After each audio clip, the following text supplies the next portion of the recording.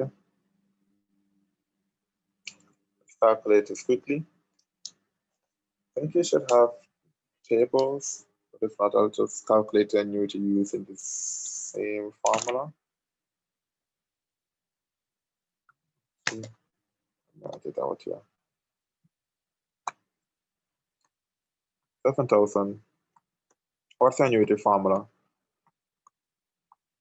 Same as before. 1 minus, as you're bringing stuff to the present, right? So it's not the future value 1, but the present value 1. You're pulling 1 over 1.1 raised to 5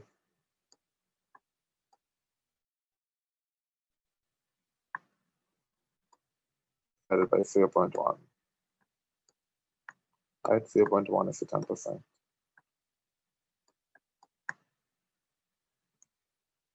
Okay, that's 1 divided by 1.1. That's what that is my calculator.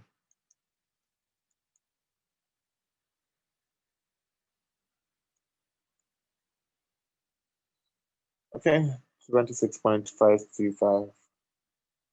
Sorry, 26,000.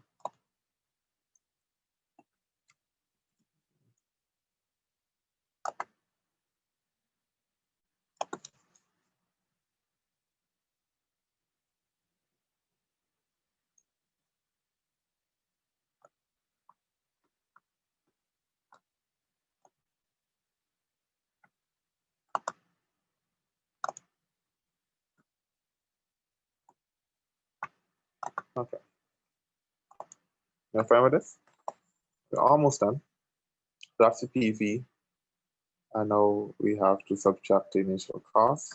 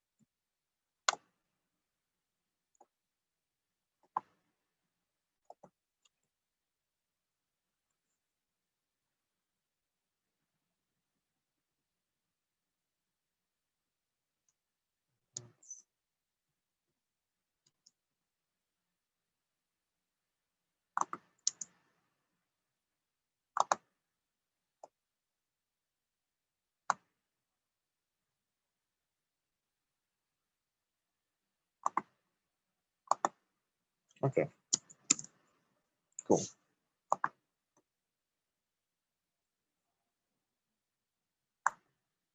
For practice, we can do the other one. It's pretty much the same thing.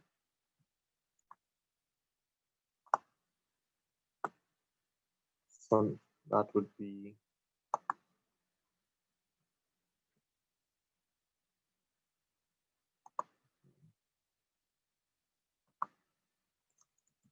onto project B, same idea. I won't do it. It's the exact same thing. Let's do something a little bit more realistic, what you probably would find under an MPV question. So yes, it is being recorded data. Okay.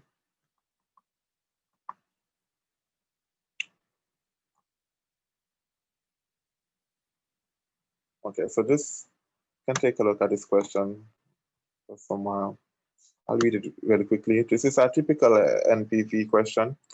So Sandstone Incorporated is considering a 4-year project that has an initial after-tax outlay or after-tax cost of 100,000.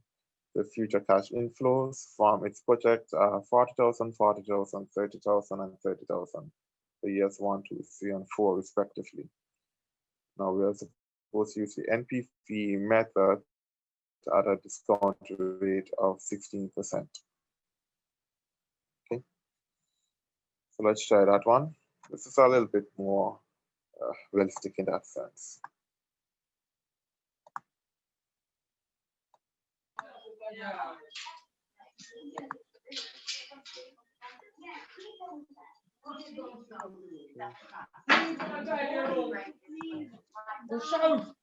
Someone has their mic on? You just get something from my challenge. Let's write it out. I'm not sure if you guys would have seen the timeline before, but it's incredibly useful dealing with all types of problems. So we start by paying 100,000.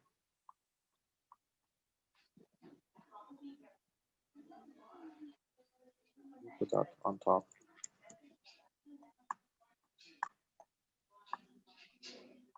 That's initial cost.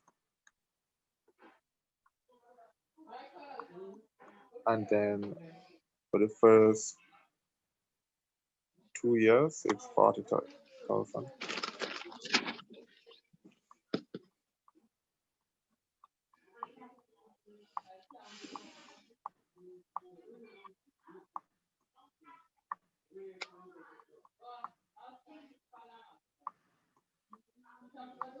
And the final 2 years is 30,000. Okay. Now, fortunately, it's only 4 years. So we can't just discount everything back individually. Because these payments, while they do happen at year 1, 2, 3, and 4, we are concerned about time 0. That's the present value. Now, as before, as I said earlier, I just say 100K.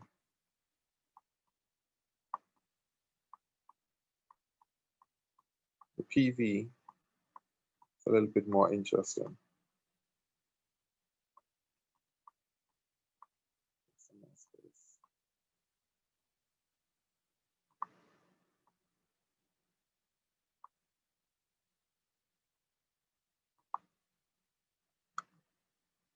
So to calculate the PV, we're going to just discount everything back.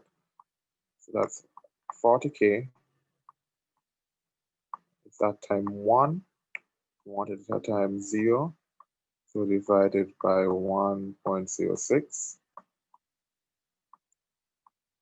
raised to the 1.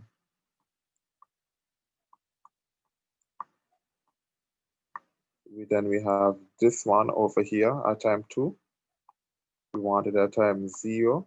So it's going back 2 years. So 40K divided by 1.06 raised to 2. We're going to continue for the other ones. 30K.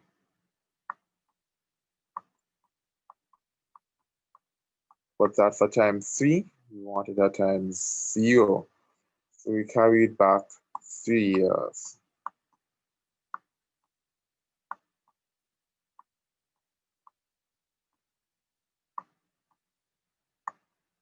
For the last one, same thing. We have 30,000 at time 4. We want it at time 0.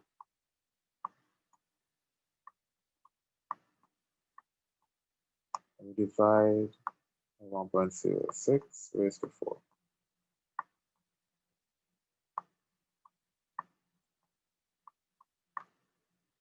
Okay. Honestly, this is just a manual calculation from here. It's not like before when we had when all of them were the same value, and we could just plug that into the annuity formula.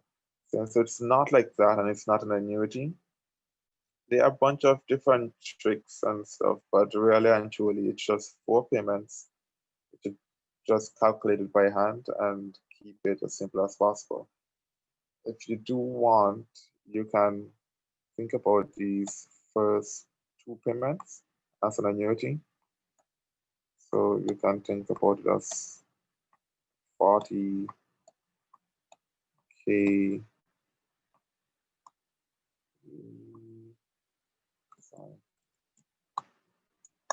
826% plus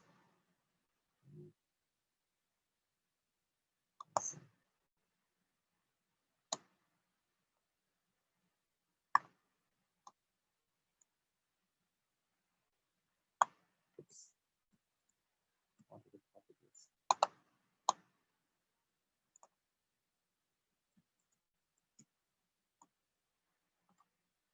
Yeah,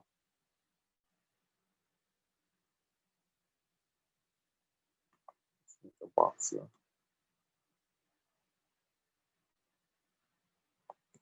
Okay, if it helps. But eventually, you can just calculate the same thing by hand. It doesn't make much of a difference. It may take up some more time, but I think it's probably safer and you're less likely to make mistakes. I won't go through the calculation, but actually, no, I need to because we're doing MPV. Let's see.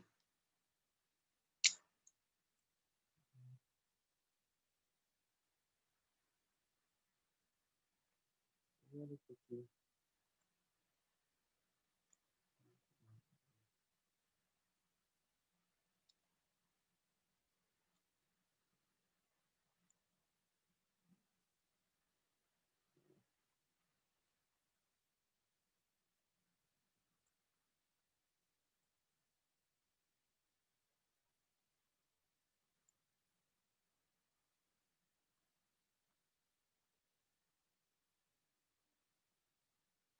Okay, so I get 122,000.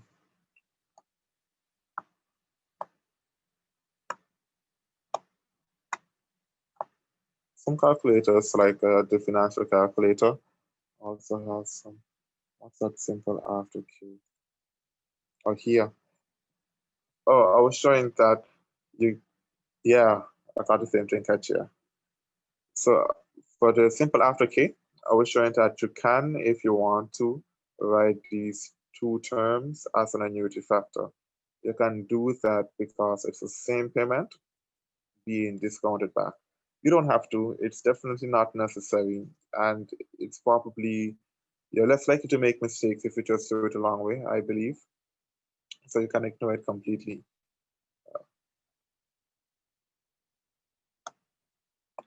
But for the choosiest, they can do it like that.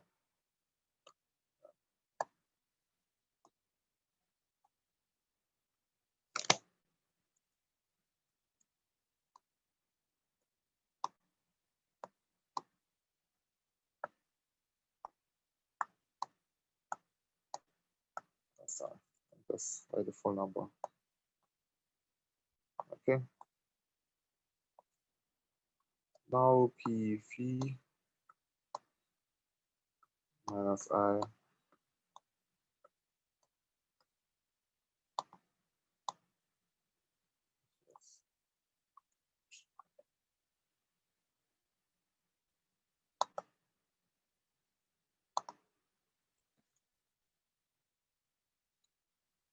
to equal sign. Minus 7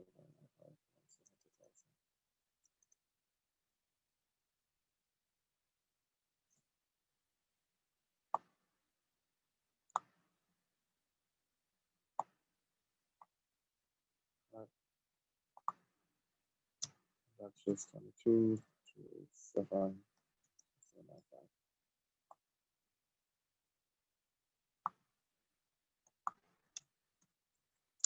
Okay.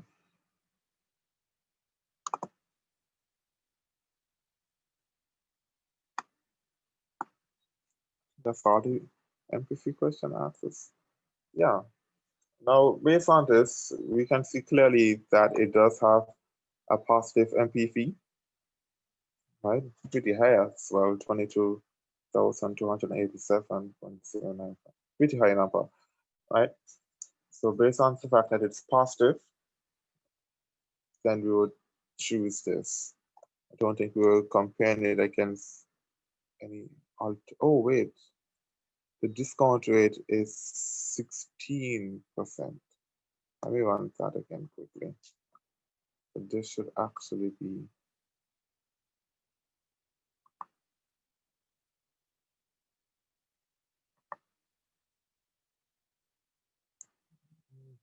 okay, won't change all the numbers here. I'll just say at 16%.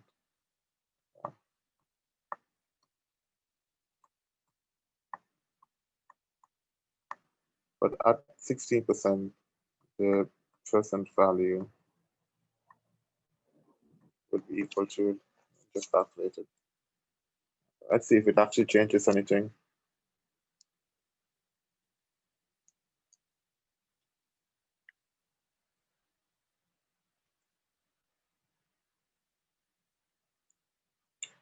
Okay, interesting. So at 16%, I now get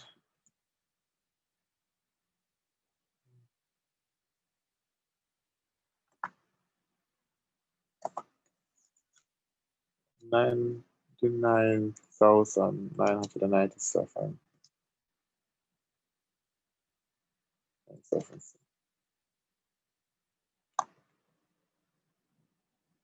Okay.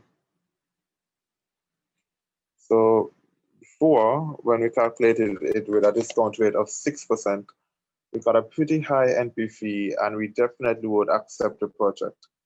Now, when we look at it with a higher discount rate of 16%, we notice that the present value is lower than our initial cost.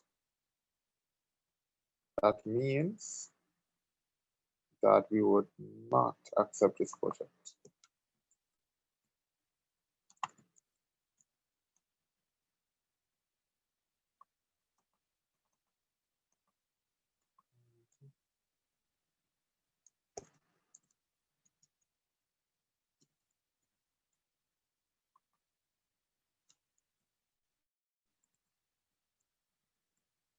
Okay. So this is just two different versions, one at 6%, one at 16%. But we're good with the NPV calculation. Whenever we get a bunch of different payments with different amounts, I would always recommend starting with a timeline, writing out the payments, and then just discounting them back. If it's a handful of payments, then we can do it manually.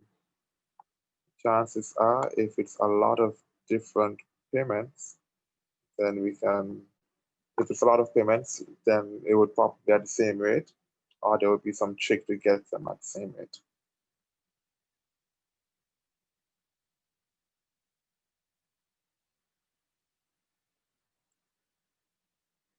Okay. Just wrap up this paper and then call it a night. Okay. So we already went through how we'd look at NPV for this calculation.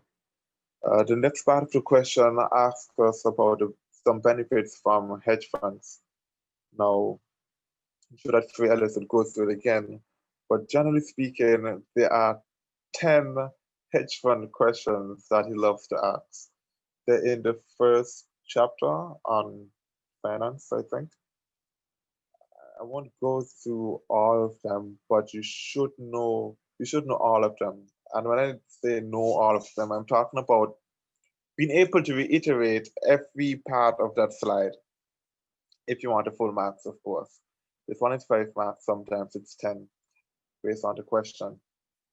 So go through the hedge fund slide and make sure you know all of them. If you go to his session later, he'll probably tell you which ones are not common. But a quick summary of what are some benefits of hedge funds is that they mitigate risk.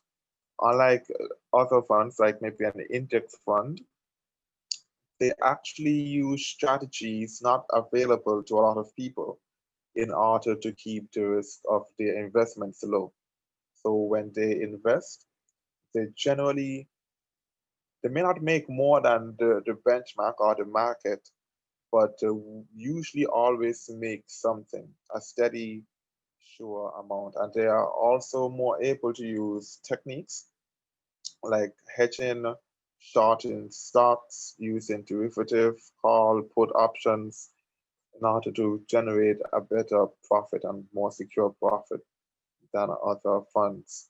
Those are some benefits.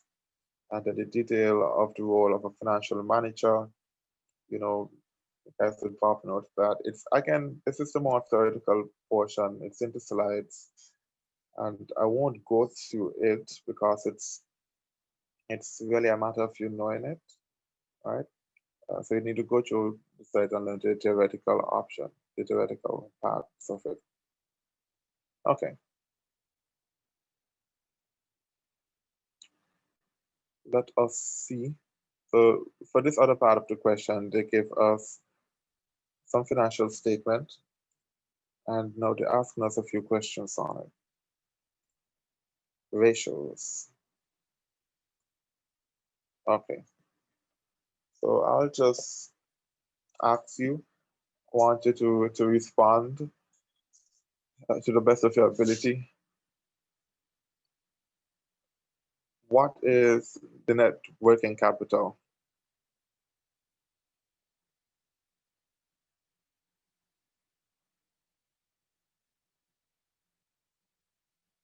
Just to see if you remember your ratios, you know?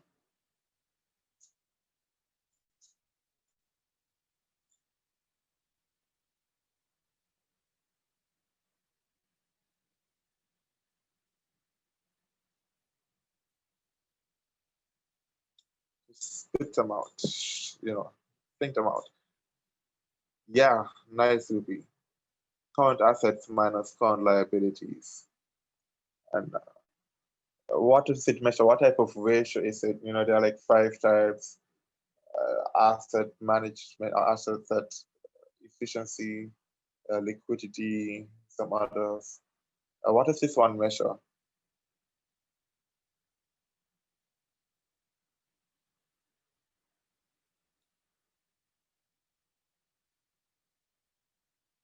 Well, while you're thinking about that, Ruby, someone, oh, repeat, sure. So I was asking, what does the net working capital measure, right? Quite often, it's not enough just to say what a ratio is, but you have to talk about what it measures, or what does it represent in words.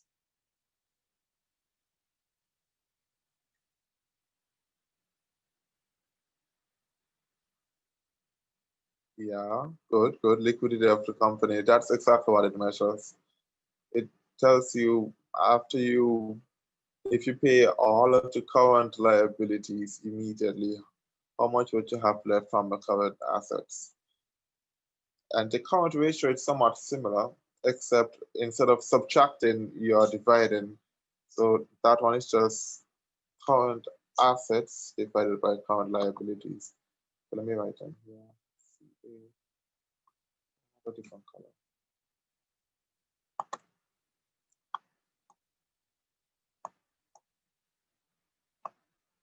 CA minus CO. Current ratio. CA divided by CL. Okay, someone else. Which one is the quick or the acid test ratio?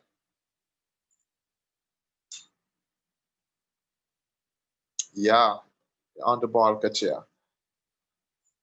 So that's current assets minus our inventory divided by the current liabilities. Accounts receivable turnover ratio. This one is a little bit trickier.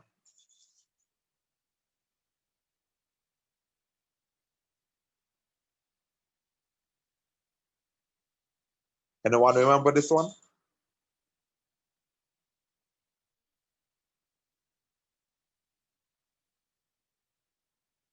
Ooh, got some accountants on the line. Nice, exactly, Jada. It's our credit sales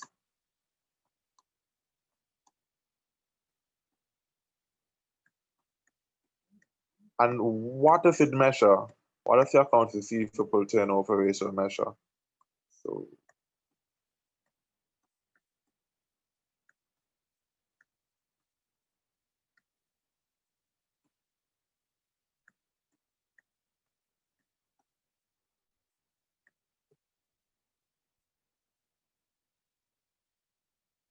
anyone?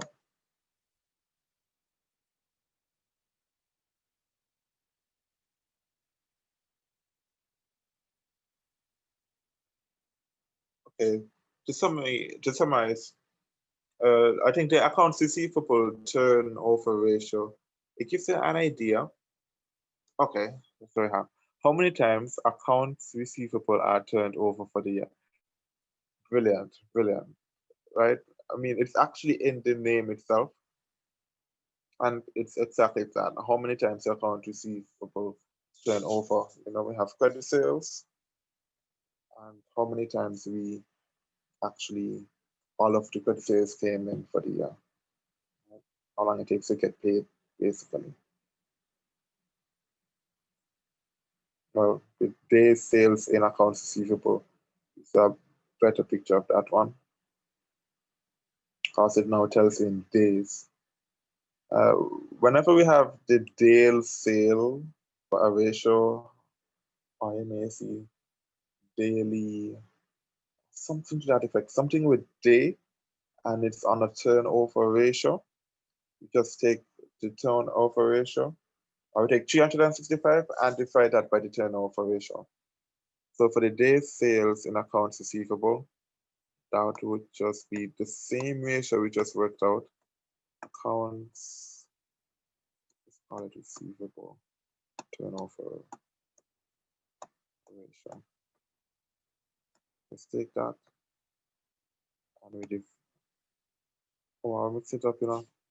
Set around 365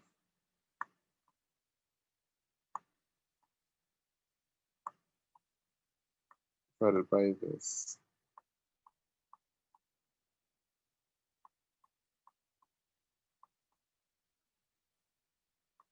Okay, inventory turnover.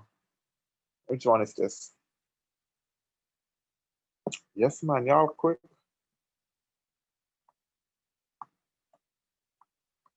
Cost of goods sold divided by inventory and day sales and inventory. Which one is that?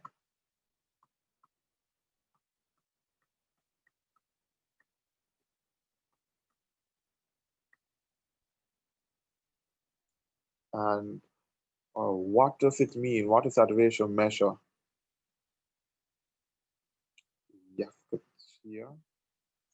Well, divided by I, when you say I, you mean inventory turnover?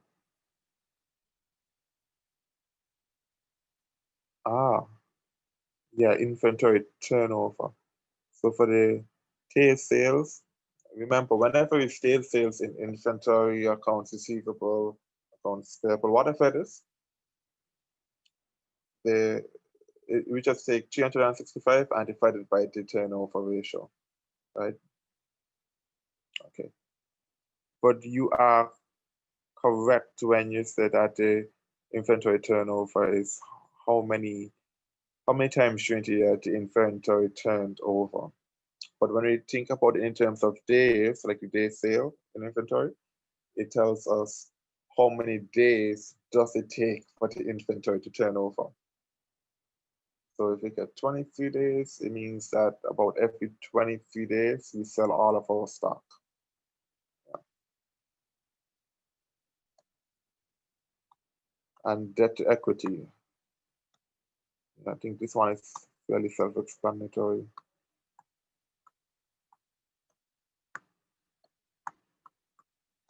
It's just quite literally debt to equity. And it tells us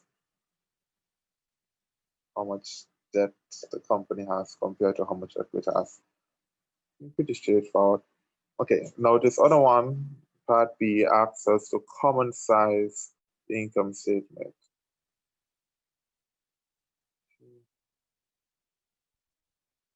I'm gonna erase my bonds.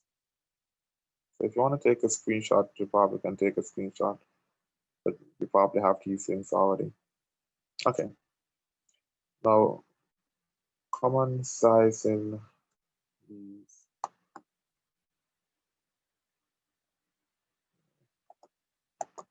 Okay. What does it mean to common size a financial statement? Oh, the short of it is to have everything in terms of percentage terms. So in that way, it's common size. Now, when we are doing the balance sheet, we want to remember if it's in terms of a percentage, it needs to be in terms of a percentage of something else. So to answer the question, percentage of what, we look at whether it's a balance sheet or income statement. For the balance sheet, we look at what is always the biggest number on the balance sheet, which is our total assets. Yep, you're correct, Jada. But for the balance sheet, we look at the biggest item, which is always our total assets. And we divide everything here by our total assets, right? And we put it in terms of a percentage. And for the income statement, Jada was absolutely correct. We divide everything by the sales, right? So for this 500, we would have 100%. Let me show you what I mean really quickly. So we divide everything by 500,000. So we'd have 100% here.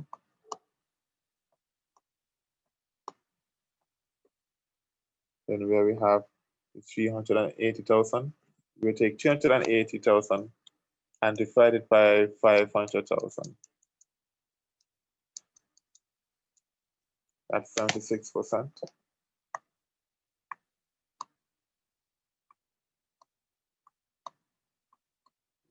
I'll try to say for life. And then we do the same thing for gross profit, 24%. And we just go straight down the line and put everything in terms in percentage by dividing by the sales. As for the income statement, for the balance sheet, we divide by the total assets. Cool.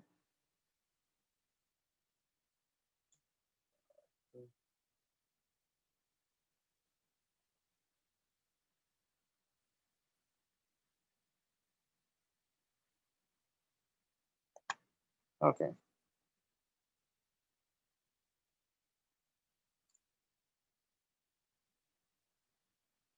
Question 5. Okay, so here we just have some questions on how bonds work.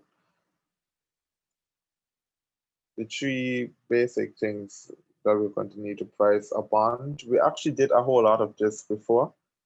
So it would just be the coupon, how much the coupon rate is, the face value, that is how much you're going to get from the bond upon maturity, and of course, how long or the length of the term for the bond, how long it's going to last. Cool. Once you have those things, you should be able to price the bond.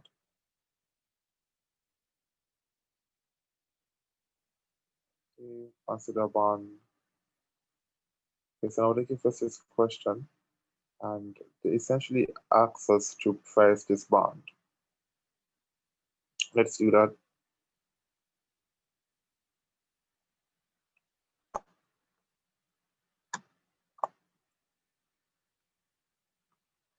Oh, we run out of space. Let's add a new one. Okay. Anyone remembers the formula for pricing a bond? There are a couple of them. Anyone remember any of them? I'll give you a start. if P is the price.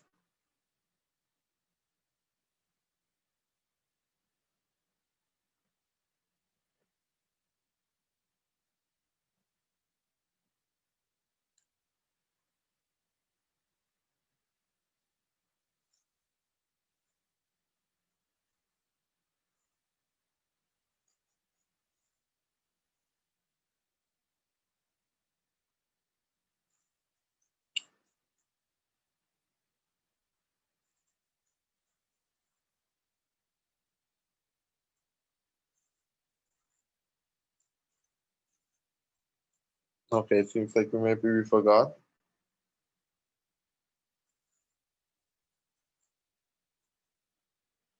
Okay, no problem. So I think the most popular formula that we use to price a bond, it's just the price is equal to the coupon, and we divide the annuity factor. Q and I, right, that's right. Q and I plus the face value discounted to the present time, 1 plus I to the minus n. Okay. Now, they tell us a lot of this information already. If face value, another word for face value is par value, by the way. So you would see those terms used interchangeably. So they tell us that's $1,000. Coupon rate, 8%.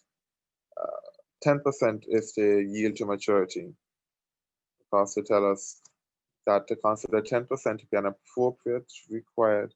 Is that a negative beside any? Yes, it is a negative. Right? Because we're discounting back.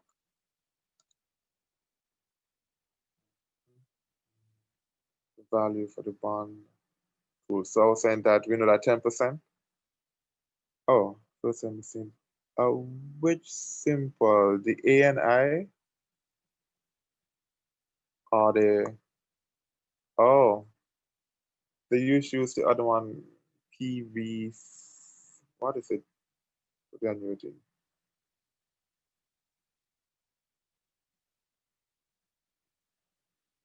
PVIA or something? Not too sure what it's called. But yeah, I know for accountant to generally use that one, but I can't remember the symbol for the life of me. Okay. But it just means the same thing as annuity. We're just discounting a stream of payments in the future, the current time. So let's continue. Let's fill it out.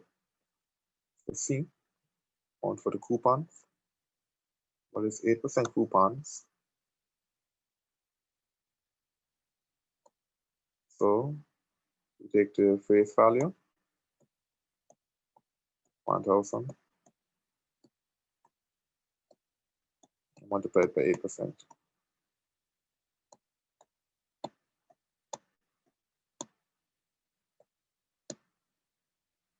So coupon rate, A, and how many years, or how many periods? First of all, we realize that the coupon is annual, right? If it don't tell us anything, we assume it's annual.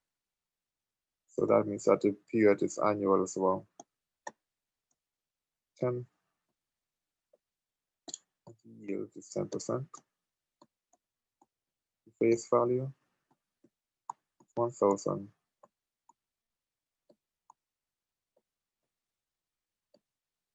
Oh, I think I should have been a little bit clear with this.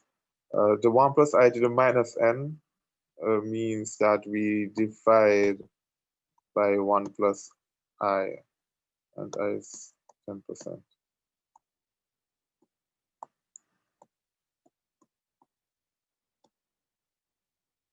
Right, so just like our That's the 1 plus I to the positive means to multiply. So division is opposite of multiplication. When you have a minus sign, it means we're dividing. Okay. Let's work this out.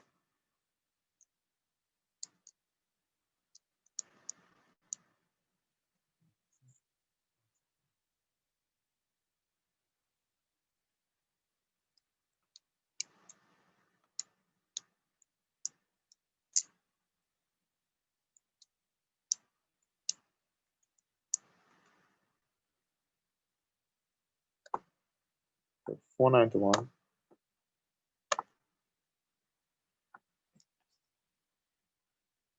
and 56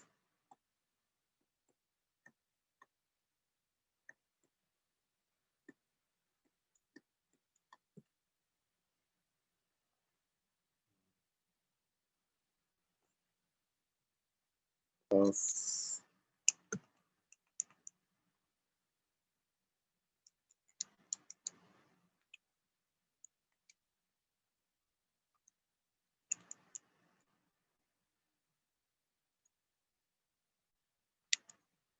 385.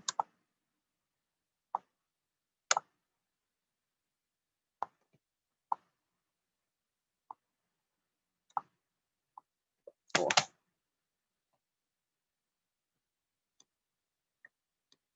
okay. So sum these together.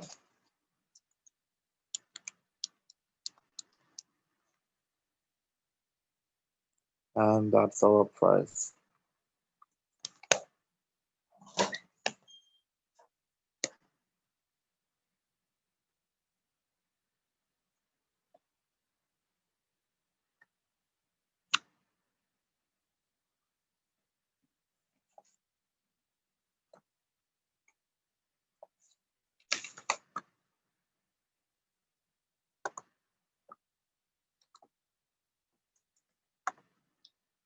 Okay. And that's about it for this one. So we just use the bond formula really and truly. And that should be enough.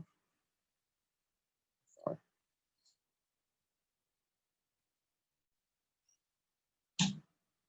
One way of thinking about it is that in case you're having problems remembering the bond formula, I mean, it's going to be given to you, but it's just the discounted coupons plus the last big payment that you get at the end. And we should know how to calculate it from everything before. Okay. And the very last part of this question is just to define some of these things. So we spoke about them before actually with the independent projects. And with independent projects, you don't need to decide really, you can use both of them or any of them. NPV, we actually did the NPV method. PI is a profitability index. It usually doesn't come, but in case it does, let's calculate it again. It's like the NPV, except instead of the present value minus initial cost, it's the present value divided by the initial cost. Yeah. And finally, the IRR method, internal rate of return. And that's just, I mean, usually, if you get something like this and you're asked to calculate it, it would probably just be, in fact, I think it's very unlikely that it'll give it to you at all. But the internal rate of return tells you what's the minimum that you have to make on this investment for it to have an NPV of 0. Cool. Yeah, that's pretty much a wrap. That's the entire question paper right there. So it's almost, IRR is the one with cumulative. Cumulative. What do you mean?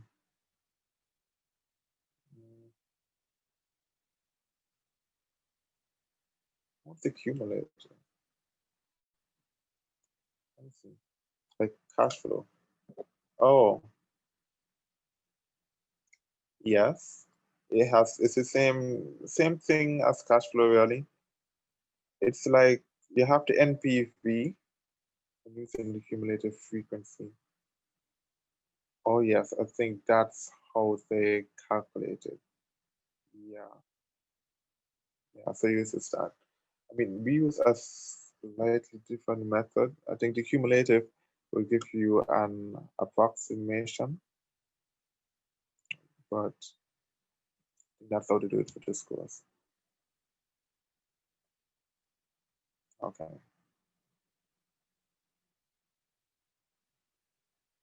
Cool. So that's the entire question paper. Is there any other question before we wrap up?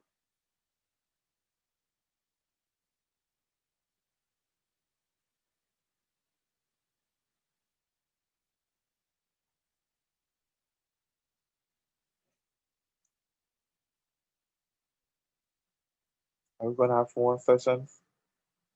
I'm not entirely sure. That's really up to the organizers, Chanel and Shaw Kimani. So I'm not sure if they're gonna have more sessions. They may, but not that I'm aware of. I know that again, there is what's this? Frey does an excellent job going through the course about a month before, not a month, about a few days before. And again, I can't recommend more highly enough to go to his sessions. So he's going to go through them, and I mean, he's teaching the course. He's a course coordinator, so he probably do it. Oh, more sessions for other courses. I think your president for the Honor Society has a lot more stuff in store. So I do think you would be having a whole lot for other courses. But you can confirm Kimani or Chanel. Still don't get the A symbol. Oh, yeah, I think McLean uses the accounting stuff. McLean classes cannot attend other streams. What?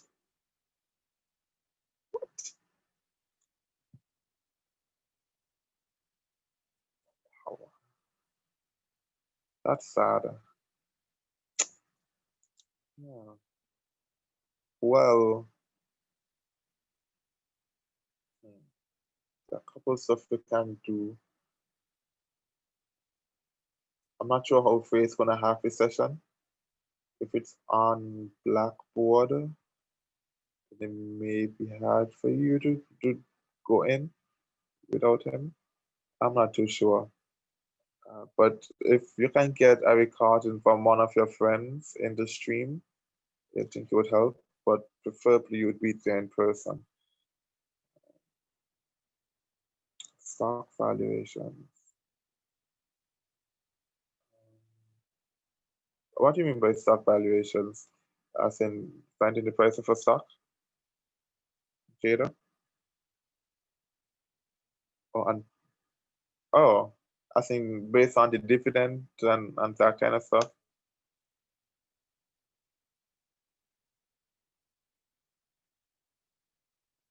I think the most popular one is using the dividend growth model. So we get the dividends, the growth rate, and that type of stuff, and then we calculate how much the stock is worth. Let's see. Yeah, Darton growth, Darton. But yeah, we did a similar example. Let me see if I can find it.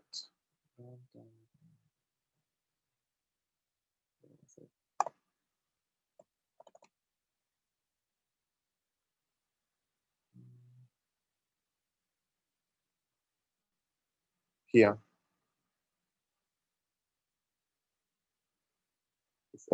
I think I'm not sure if Frey records the session, I'm not entirely sure. I hope so, I really do.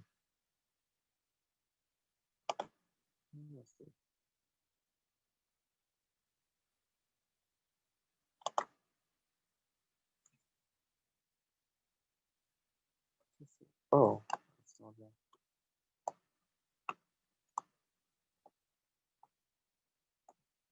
Yeah. I mean, this was an example of us using the garden growth model. So, do I do private sessions? Well, no, unfortunately not. I do private tutoring at a different organization, but uh, that's for about 15 US an hour. So I don't do it here much, and my time has been quite scarce. I'm a master's student, and I have an interview tomorrow, along with finals and whatnot. So my time is pretty scarce.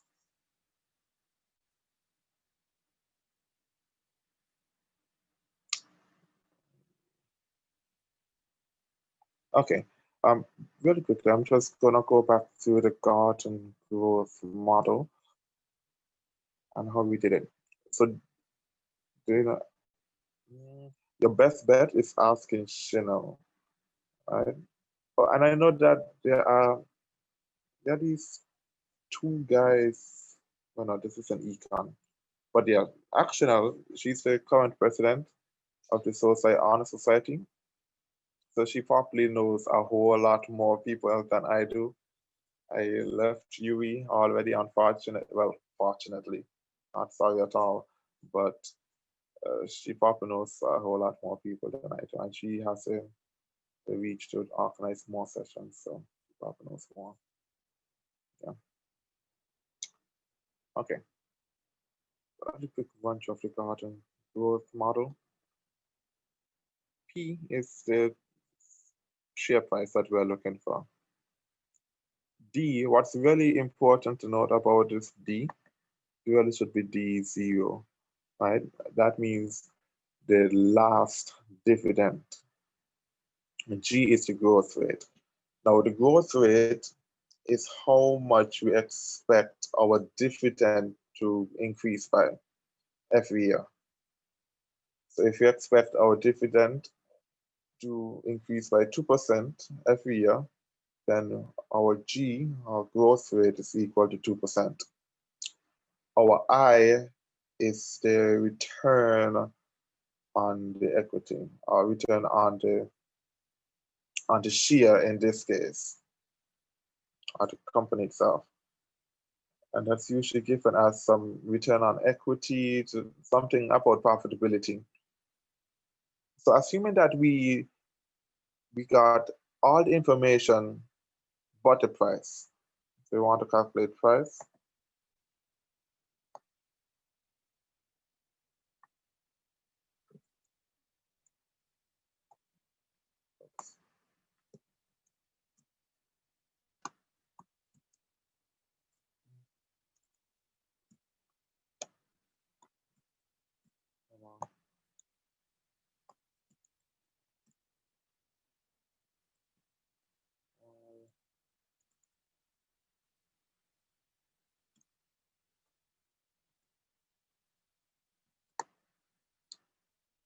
Okay.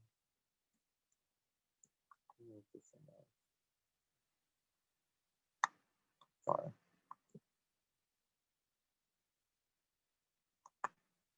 Okay. So we have this and we want to calculate price.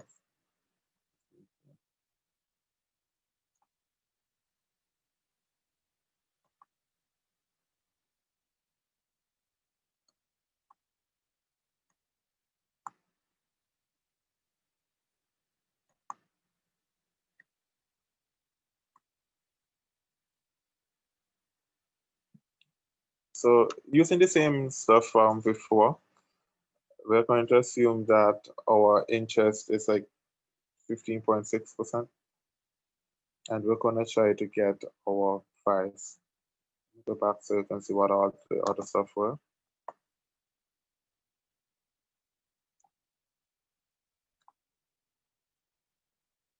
Okay.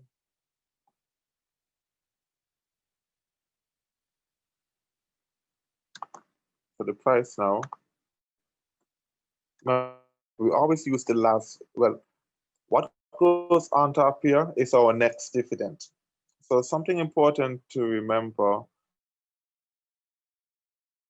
is that current dividend or the last dividend paid was $1, right?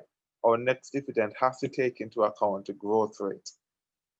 If they give us what the next dividend is going to be, then we don't need to make any adjustment. It's already done. So we just write that as our numerator. Sometimes they may tell us something like, this is for tricky cases, that the growth rate is going to be, let's say, 2% for the first 5 years. And then it's going to switch to 3%, right? In that case, we would calculate it first, however many, manually. Those type of questions. Okay, let's do one of those type of questions to make it more realistic. So I'm going to assume that the growth rate is 2% for the non-constant ones. Good. Okay. The growth rate is 2% for 2 years.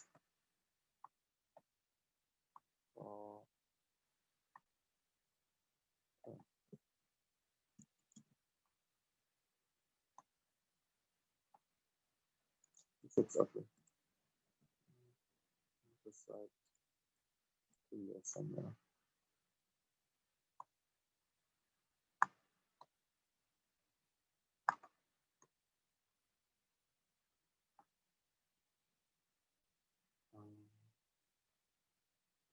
And it goes to, let's say, 5%.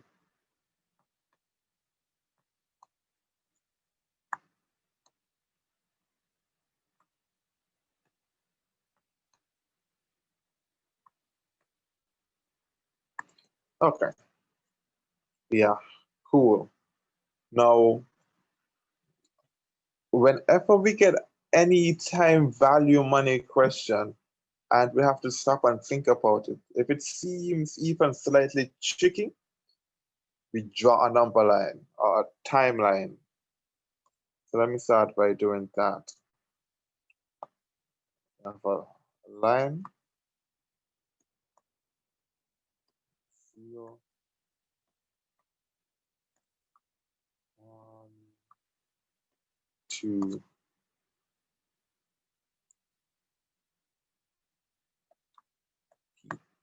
P is the value, so that's the present value of everything. Now, for the first one, the first 2, they're going to be 1 multiplied by our 2%, because it's 2% for the first year. And then let me see if I can write this more clearly.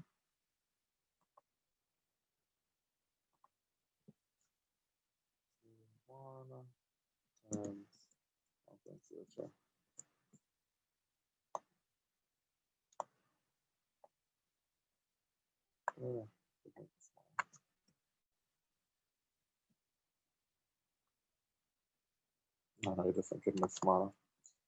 Okay, I'll write it manually.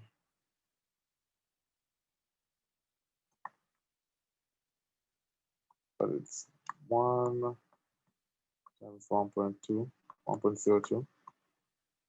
Remember, that's going to be the dividend for the first year.